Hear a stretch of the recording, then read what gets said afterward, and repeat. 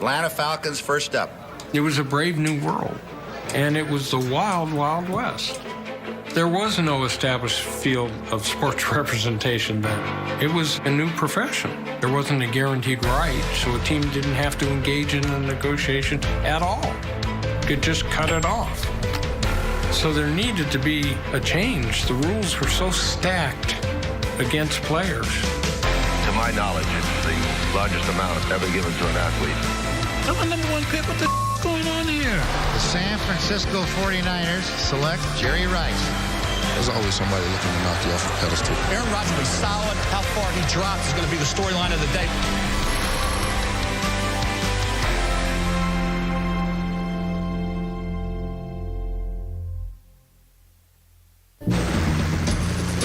In 1975, the Vietnam War ended, but America was still in turmoil.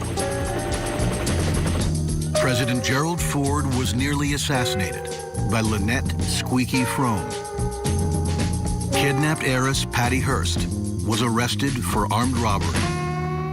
And Teamsters boss Jimmy Hoffa disappeared, never to be seen again. The war protests at Cal Berkeley were over.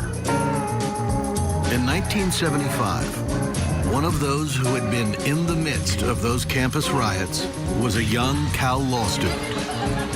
I was a dorm counselor in an undergraduate dorm in the early 70s while I was working my way through law school at Berkeley.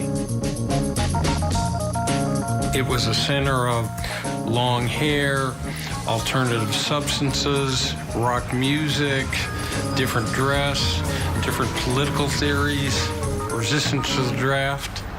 And they moved the freshman football team into the dorm. And my job was to make sure one wall was left standing by the end of the year. I think he was just trying to get some free room and board by no league. You know, I mean, he said, yeah, I'll take care of the, Norton Hall dorm. And that's where I met Lee. And we instantaneously became friends. You know, he sort of was like my big brother. Freshman Steve Bartkowski roomed down the hall from Steinberg. He was a multi-sport standout whose first love was baseball. Steve Bartkowski, who was an excellent power-hitting baseball player, also had a strong football arm. I hurt my elbow in football, and I had to bat left-handed most of the time. You know, I'm a natural right-hander in baseball, and my average fell off. Home runs fell off, run production fell off. I said, well, I guess it looks like I'll have to be a football player. Despite being the #1 quarterback in all the land, Bartkowski's agent was a lawyer, provided to him by the university.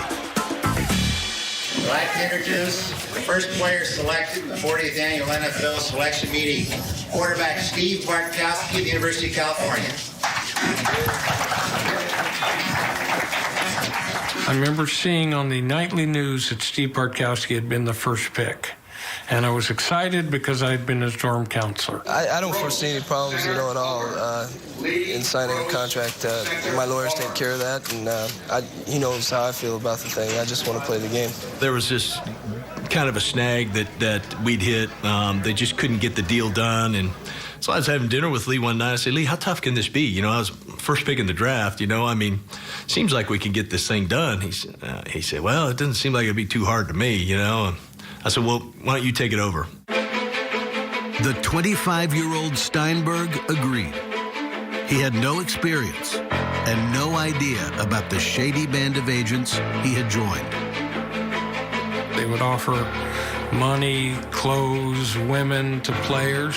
I'm not sure that one of the agents' wife wasn't involved as a lady of the night to procure the services of a player.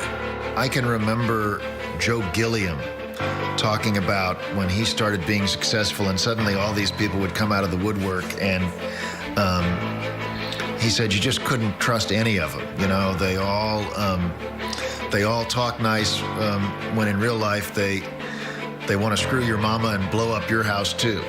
Some agents tried to swing two contracts, one for the player to sign and the other an inflated side deal where they would keep the money.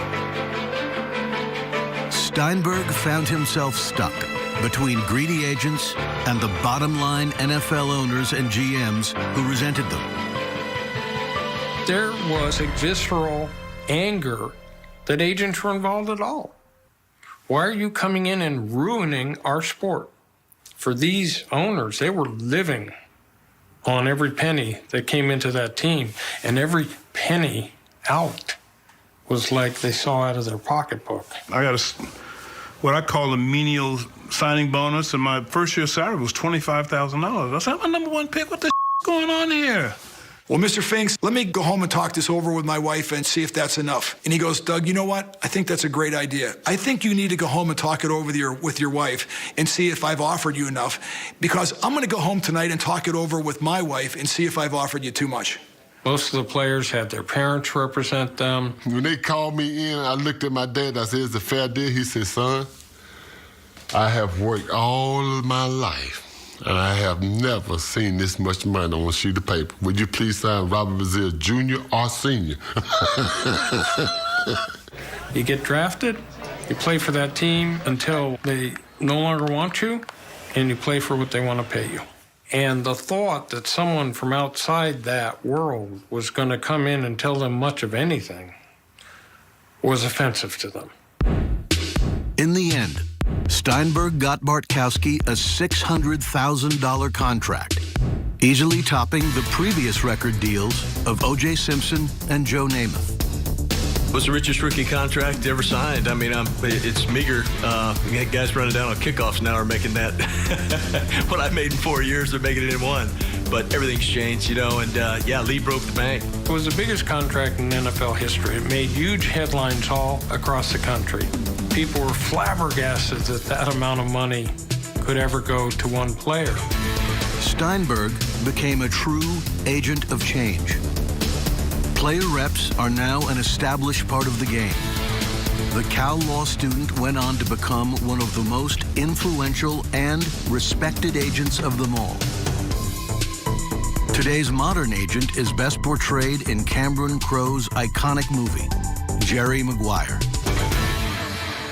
In 1993, I got a call from a film director named Cameron Crowe, who asked if he could follow me around to pick up atmosphere and to understand the field surrounding a sports agent. Ben's agent, Lee Steinberg, is on the phone, and it happens to be the Steelers. Is it biographical? No. Is it inspired by the time we spent together? I would say so.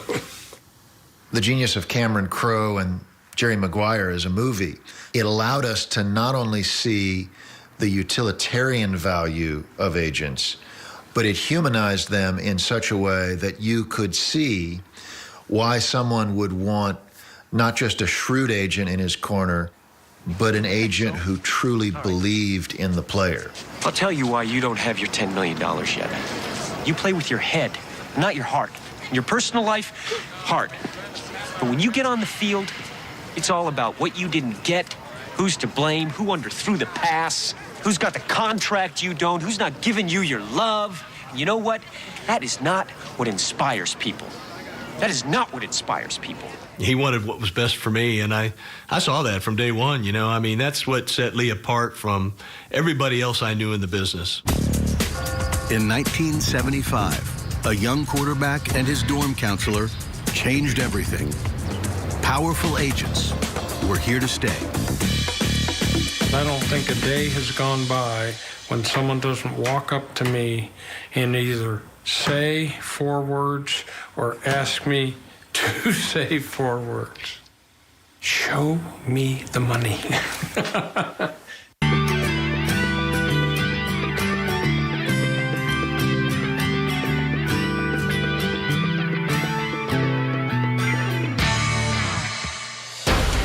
Super Bowl IX took place just 2 weeks before the 1975 NFL Draft.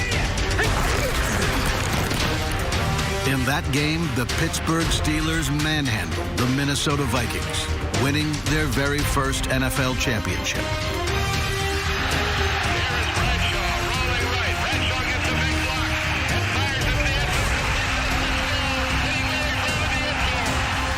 Chuck Noll's budding dynasty was built through the draft. Only one starter in Pittsburgh's winning locker room had ever played for another NFL team. In a 6-year period from 1969 through 1974, the Steelers drafted 17 players who became starters and 9 who became Hall of Famers. And in the 1974 draft alone, in the first 5 rounds, they drafted 4 guys who became future Hall of Famers. Pittsburgh's 1975 draft was far less productive. It is 2nd down and 6 from the Michigan 49. Johnson. Fumble. Michigan's got it. The Steelers set their sights on another defensive playmaker. That's Dave Brown, who knocked the ball loose from Johnson. To complete the first round, the world champions select Dave Brown, defensive back, Michigan. Dave Brown earned a Super Bowl ring on Steelers special teams. But with championship depth at every position, Pittsburgh chose not to protect Brown in the 1976 expansion draft. Seattle scooped him up. When Brown retired in 1989, his 62 career interceptions ranked as the 5th highest total of all time. But his 1976 departure to Seattle meant that not a single player from Pittsburgh's 75 draft was left on the Steelers roster. Towering above the draft day field were the Dallas Cowboys, whose 1975 class would pose problems for Pittsburgh from day one. You know, we were playing the Pittsburgh Steelers. And what I remember out of that game, I got a shot on Bradshaw, and I really thumped him down hard. You know, I did. I got a shot on him. I had Webster, Davis, and Kolb. All 3 of them came at me. They forgot about the whole plan. They all 3 came triple-team me, trying to teach the rookie a little lesson about punching on their quarterback. At the University of Maryland, Randy White won both the Outland Trophy and the Lombardi Award as the nation's best lineman. Jackson State running back Walter Payton was the other clear-cut favorite to be the 2nd overall selection. The Dallas Cowboys owned the number 2 pick. Randy over Walter Payton. We had, it was like a horse race. We had a 1 and a 1A. And we really weren't sure of which one we wanted because they were both very, very good. I went to watch Maryland play, and the guy was just unbelievable in the game. He made tackles all over the field, very athletic. And one of the things we did is we did a lot of background checks. On the morning of the draft, we found out that running backs at the time, there were only 2 running backs that had played 5 years or more. O.J. Simpson and the Notre Dame running back. I can't think of his name now. So we decided that we were going to take Randy White, but it was basically because of longevity. Dallas Cowboys, first choice, first round. Randy White, defensive end, Maryland. The interesting thing about Randy White is we didn't draft him as a tackle. We drafted him as a middle linebacker. And Randy White's problem was he was smart, he was fast, he was aggressive, but he just didn't have a feel for the game as a linebacker. Being the number 1 draft choice, there's a lot of pressure on you. And Leroy Jordan was there. He was my mentor. Leroy did everything he could to help me be the middle linebacker. And I was always a beat behind. And, you know, anybody out there that's played the game will know, you know, if you're a beat behind, if you have to think, it's over. You have to just react. Fortunately, 11 other Cowboy picks made the 75 team.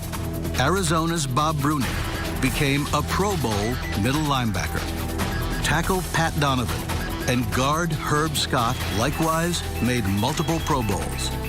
4th rounder Randy Hughes caught on at safety, while 14th rounder Scott Laidlaw earned a spot in the backfield. In all, 12 Cowboy draft picks made Tom Landry's team.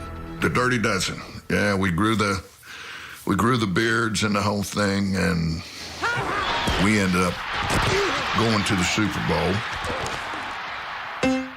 Rounding out Dallas's draft was Gil Brandt's real Selection 1A. Dallas Cowboys, first round selection, Tom Henderson, linebacker, Langston. Tom Henderson, linebacker, Langston. They found me because they looked at historically black colleges back then. You know, the Gramblings and Tennessee States and places like that. This is straight through hearsay, but I heard that Landry and Red Hickey had quite a confrontation about me. Red Hickey said, let's take him at 18. Landry said, well, you know, I really want somebody from, you know, Big 10, Big 8.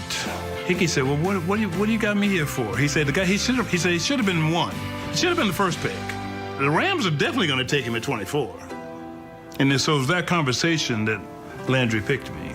Preston at the 3, out over the 10, reverses the football. I ran 109.5. I was 6'2", 215. I was quite a running back in high school. Tom Henderson took the reverse. Every one of us played every one of the special teams, you know, so it just worked. Ironically, a special teams insult inspired the Pittsburgh Steelers to victory in Super Bowl X.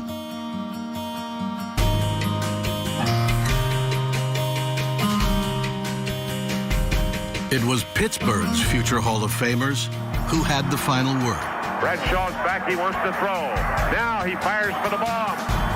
And Lynn Swann going for it. Swann pulls it in for a touchdown on a bomb. Dallas's Dirty Dozen learned a valuable lesson.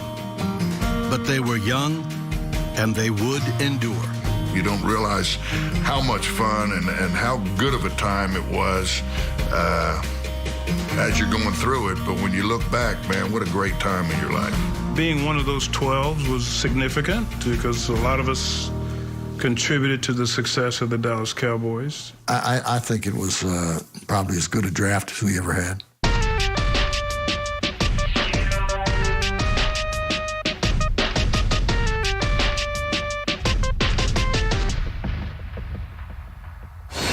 Russell Wilson extends the hands he has. Wilson, quick throw. And it's intercepted. Intercepted.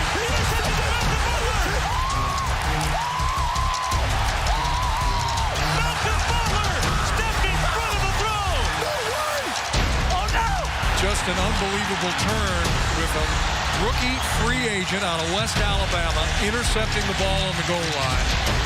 The unlikely hero of Super Bowl 49 was Malcolm Butler from West Alabama, one of many small Southern schools that have fed the NFL with talent for years. With the success of the Chiefs in the 60s and the success of the Steelers in the 70s, drafting players from the predominantly black schools in the South, everyone began to scout down there and draft players from there. So there aren't any surprises anymore by the time you get to the 70s. There are no more secrets.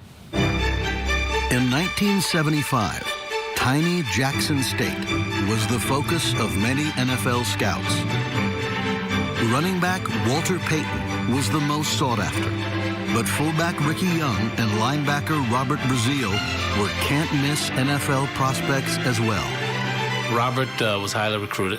Subsequently chose Jackson State and talked me into coming up there to take a look at the campus when he wanted to take a look at it. And I met the coach, and the coach invited me to come in and have a tryout and see if I, could play with him. So that's kind of how we got to college together.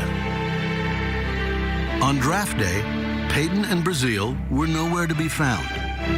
They were out riding motorbikes through downtown Jackson. The purpose of the motorbikes was we was hiding from the press. We wanted to make sure and know that other ball players on that team had been drafted before we had anything else to say to anybody else in the press. Yeah, we all hung out together, and we all had nothing together in college, so it wasn't like the SMU deal. We all were broke together, so everybody kind of rooted for the other person, for sure, 100% for sure. We were still buzzing around the city, playing cops and robbers, cowboys and energy with each other, hiding from the press. So when he found out, I found out. At the same time, he said, well, you went 4th and you went 6th in the first round. And we both looked at each other and said, we got it. Now what about Ricky? Ricky Young hoped to be drafted by his favorite team, the Raiders, in the early rounds. Instead, another California team, the Chargers, drafted him in the 7th. Young was an instant success. Young was a 7th-round draft choice, obscure because he served as a blocker for Walter Payton at Jackson State. When Payton, the NFC's best rusher, heard of Young's success, he said, maybe the wrong guy was doing the blocking. Young was traded to the Vikings, and in 1978, he led the NFL with a then-record 88 catches by a running back. His Jackson State teammate, Robert Brazile, was a star for a decade. Houston Oilers select on the first round, Robert Brazile, linebacker, Jackson State. While it was easy to mispronounce his name, it was impossible to miss Brazile on the field. In the Oilers' 3-4 defense, he was the 1975 Defensive Rookie of the Year and became a 7-time Pro Bowler. They always used to say I was a kid in the candy store or a bull in the candy store because I was a records abandoned, but I was just out there having fun. I smiled, tried to keep a smile on my face. I was happy I was playing with the guys that I was playing with. And that just carried me over to a whole different level, put fuel in my engine to do better. Walter Payton joined Brazile on the 1970s All-Decade team. And when he retired, after 13 superbly sweet seasons in Chicago, Payton was the NFL's all-time rushing king. Pitch to Walter, looking for the record, cuts back, he's got it! He's out of it at 25 to the 26-yard line. Walter Payton becomes the National Football League all-time leading rusher, surpassing Jim Brown. Not only Robert Brazile, but it wouldn't have been a lot of good athletes discovered if it wouldn't have been for a person like Walter Payton. Walter Payton brought the pro scouts to Jackson, Mississippi. For 2 number 1s to come out of Jackson State, that said so much, not only that school, that conference, and the type of ball players that was going to that school. I have a trophy over here where I made Rookie of the Year and Linebacker of the Year. And Ricky made the most catches that year, and Walter led the league in rushing. Can you imagine all us sleeping, eating breakfast, and growing up as kids, make it to the NFL, and having to go to the Players Association banquet where we all got a trophy at the same night? How big is that, man? That's a big night for us in Jackson State.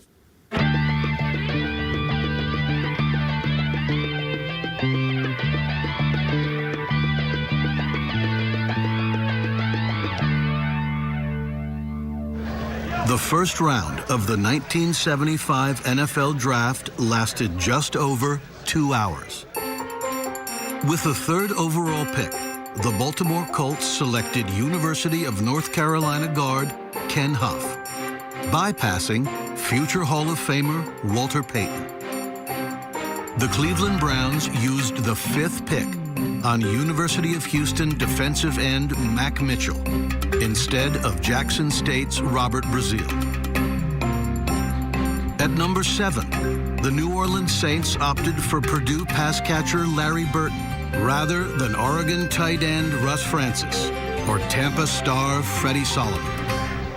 A trio of defensive tackles rounded out the top 10. Over 2 days and 17 rounds, a record 14 members of the University of Southern California Trojans were selected. Surprisingly, not one went in the first round. A list that included running back and return specialist Anthony Davis, who lost the Heisman Trophy race to Ohio State's Archie Griffin. In those days, people voted before Thanksgiving.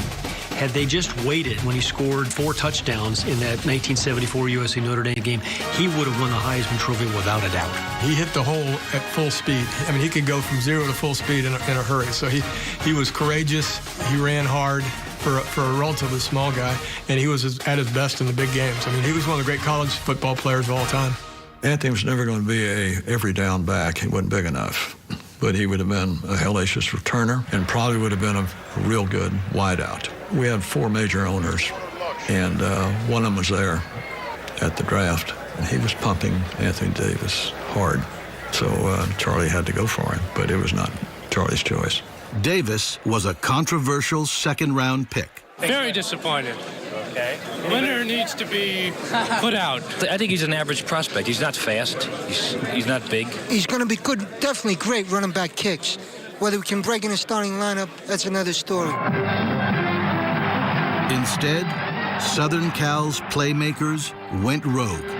Tonight, live and in color, TBS presents the new game in town, the World Football League. They all joined the WFL. They approached us, all three of us, as kind of a package deal. You know, Anthony got more money, a lot more money than I did, and so did Pat. But they liked the idea of bringing all three of us in, and got some real positive PR.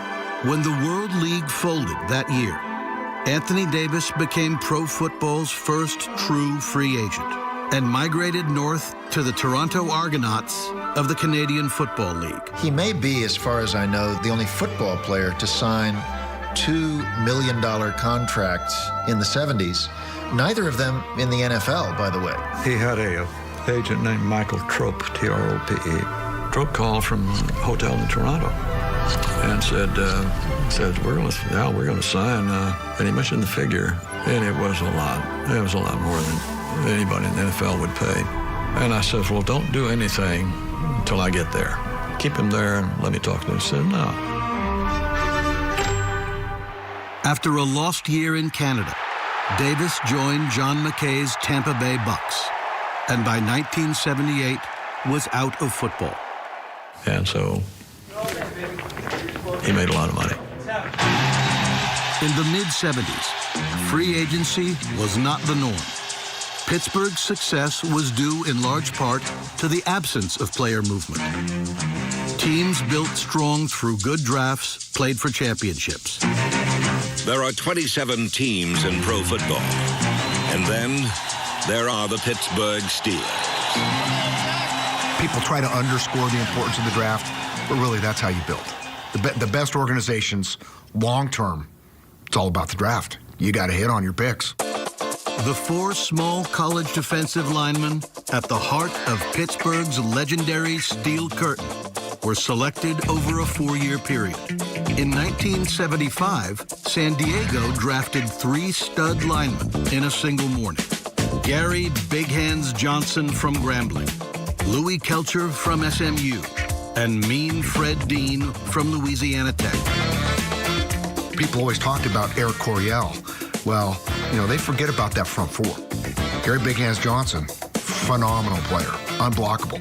And Louis, I always liked what the Raiders said about Louis. It was like trying to block a Coke machine. You can't move him. Fred Dean, Hall of Famer. So the 75 draft gave us those guys. It gave us a defensive line that ended up being Pro Bowlers before they became Super Bowlers in San Francisco. Therein lay the problem. Dan Fouts matured into a Hall of Fame passer. But just when the Chargers appeared ready to make a Super Bowl run, the future Hall of Fame defender from their 75 draft reached the end of his road in San Diego. My brother-in-law, he drives 18-wheelers, and he makes more money than me, you know, driving 18-wheelers at that time. I said I could go and drive an 18-wheeler and make just as good. I had been promised something, and it just didn't pan out. My thing was either pay me or else, you know, and they took the or else. Not all show-me-the-money stories ended badly. In Fred Dean's case, he joined a champion in the making. I know I had an all-pro day that day. I just wanted to prove to the Chargers that I was that caliber player that made a difference. Changing teams resulted in Super Bowl rings for Fred Dean, and he was not alone. Miami's second-round pick in 1975 was a Tampa University quarterback turned wideout named Freddie Solomon. After 3 years with the Dolphins, he joined the 49ers. Solomon, he's at the 10, the 5, a touchdown for San Francisco! For 6 seasons in New England, the Patriots' top pick in 75, Russ Francis, was Steve Grogan's go-to guy. He came out of retirement to join the Niners. Open man is Francis for a touchdown, 49ers! And among the pass rushers helping Fred Dean derail Dan Marino in Super Bowl 19 were Dean's defensive line teammates from San Diego's 1975 draft. I love those guys, you know, and I didn't really want to go. But the bottom line is sometimes the grass is green on the other side.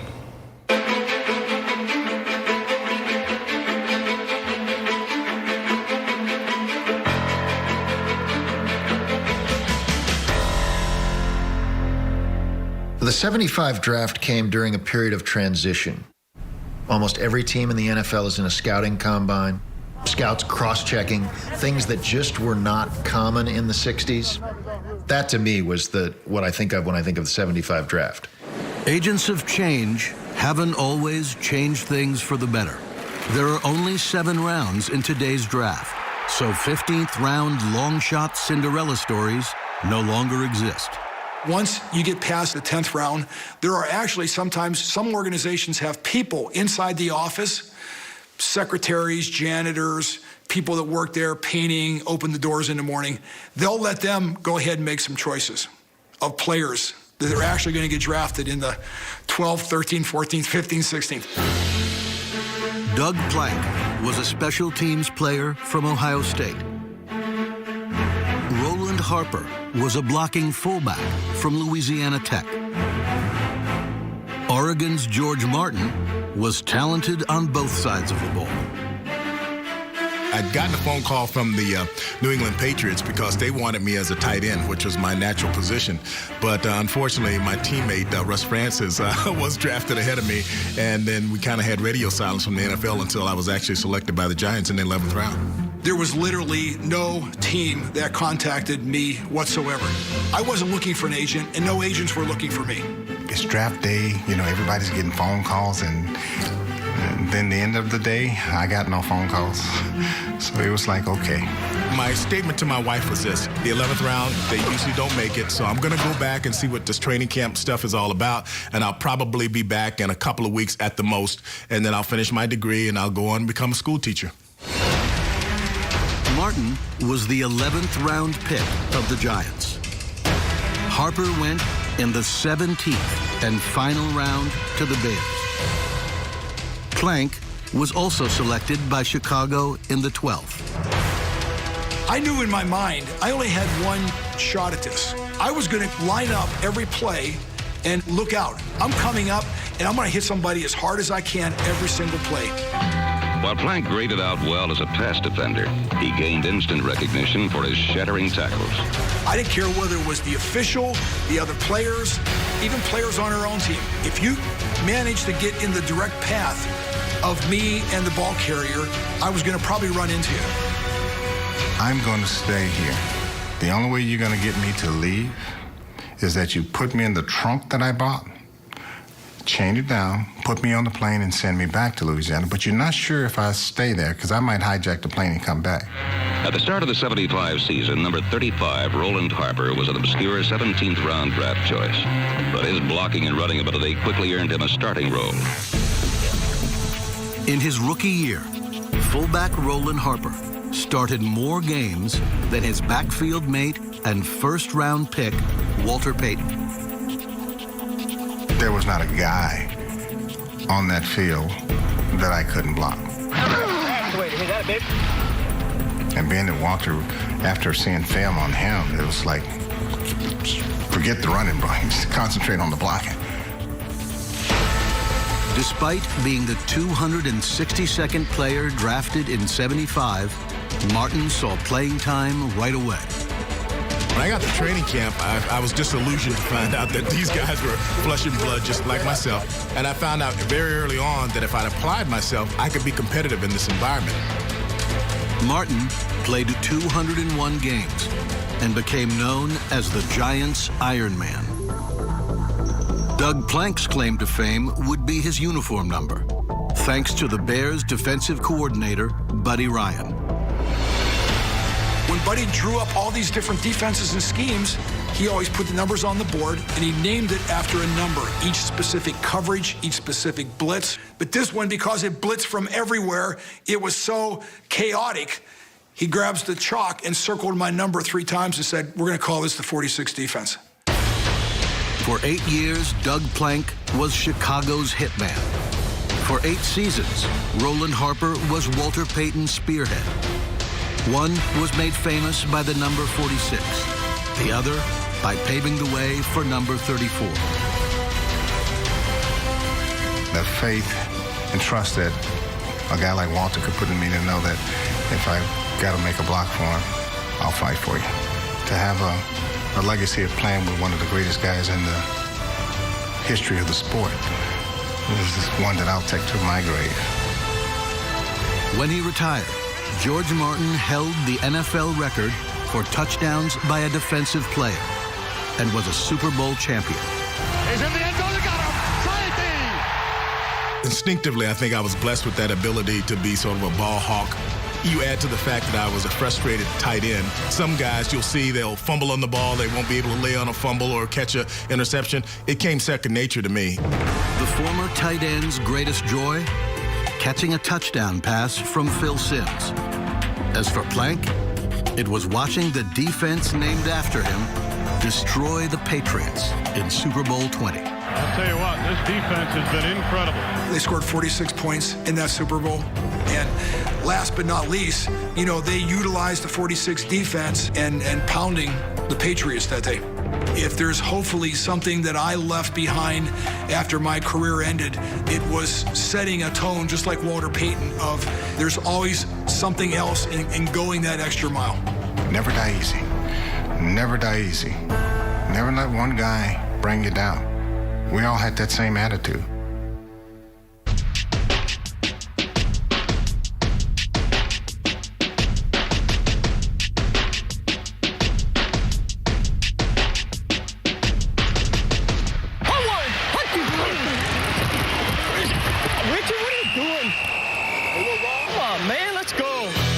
The top pick in the 1975 draft retired as Atlanta's all-time leading passer.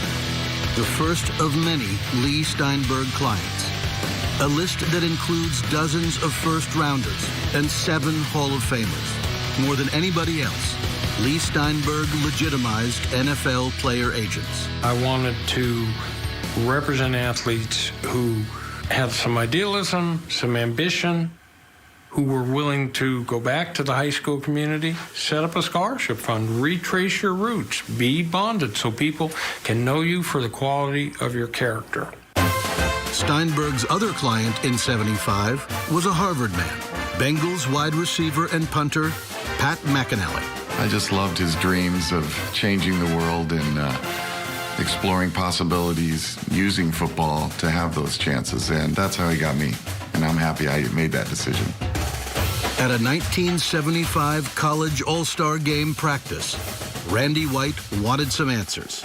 Out of the blue, Randy yells out, "Hey, Harvard, what did your line average?" And I said about 3.7. And of course, Randy didn't get it, but everybody else did. The report, that really did happen. I remember he was trying to embarrass me. McAnally, 84 from Harvard. 6'6" is in at the wide receiver position left side, and Bartkowski has time, runs it. He's got McAnally wide open. So I had the highest moment of my life and the lowest when I caught my first pass and scored a touchdown, but then I think they were embarrassed and tackled me in the end zone and broke my leg. But I'm smiling, beaming, because what a moment, you know. And Walter Payton came and visited me, and, you know, he said, you know what, take this year off, and you're going to make it next year, and that really meant a lot to me. It still gives me chills, actually. Football is a physical game, and I've always played it physically, and I just try to get excited and go out and play as hard as I can and do everything I can to help us win. In his second NFL season, Steve Grogan ran for 12 touchdowns, a quarterback rushing record that stood for 35 years. Grogan lasted 16 seasons. You know, things in life sometimes work out, and I was in the right place at the right time and took advantage of it. The Denver Broncos used their 4th-round pick to acquire Minnesota star Rick Upchurch. In his second year, Upchurch equaled the single-season record for punt return touchdowns and earned the affections of a brilliant young political scientist named Condoleezza Rice. She and I dated for a while, and sweetheart of a person, very smart, knew football backwards and forwards. And she said to me, she says, one day, I want to be commissioner of the National Football League. And she's pretty close to it. I mean, tell you what, she's pretty close to it right now. Upchurch, Grogan, and McAnally all played in a Super Bowl. Randy White played in 3 of them and was co-MVP in number 12. To me, all that meant was now you got the pressure on you. You know, it's hard to get to the top. Then once you get to the top, it's harder to stay there. And no matter how much success I had or what I was going through, I would always set my goals higher that next year. That next season, the pride of the Dirty Dozen was voted Defensive Player of the Year. He was the dominant force on America's team, the winningest franchise in football during the 1970s. They just couldn't beat the Steelers when it counted. And he's going to Swan, and Swan makes his perfect catch for the end zone. Unbelievable. Super Bowl 13 would be the last for the Dirty Dozen. The man they called Manster played another decade, then joined Walter Payton and Fred Dean in the Hall of Fame. Thomas Henderson lasted just one more season in Dallas before he wore out his welcome with head coach Tom Landry. My parting words to him. Well, you know what? No more Super Bowls for you, buddy. You know, you talk team. Is this team? You gonna get rid of your best player? I'm your best player. Yes, I am your best player. You gonna get rid of your best player and you're gonna win, huh? What happened in San Francisco?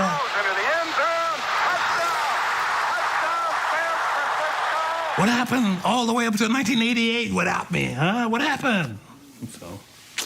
He made some bad choices along the way, but a great teammate. Thomas was a guy that could have been in the Pro Football Hall of Fame. From the draft class of 75, Payton was the first player so honored. Walter Payton was all about fight. When he would come through the line of scrimmage, he wasn't going to go just break to the open area. He may run over you in the process. He would carry the ball 25, 30 times. Maybe get hit 5 or 6 times on each one of those runs. And he was ready to go. If you had to pick a poster child for the 1975 draft, it would be Payton, not only because of his great career, but because with Payton and Robert Brazile, it's not just that you're drafting players from historically black colleges and universities, these diamonds in the rough. They weren't in the rough anymore. People knew they were diamonds. Walter is the godfather to my son. And when I mention his name, it gives me chills because my brother, I know he's gone, but he's still in my heart. I try to take him everywhere I go. When he was being inducted to the Hall of Fame, and for him and Jad to cross that stage together, I felt what he felt. That's all I can tell you. I felt what he felt. When I think about the 1975 draft, I think about Walter Payton, obviously. Comes out of a small black college and goes on to become one of the great players in NFL history. When I'm through playing football, I want to be known as a player that every play he gave everything that he had. And when he left the field, he left everything that he had in him on the field. I think about the Dallas Cowboy draft of that year. 12 kids who came in and really kind of helped put the Dallas Cowboy franchise back on top. But perhaps the biggest thing, I think that was the year that player agents became the agents of change. Show me the money.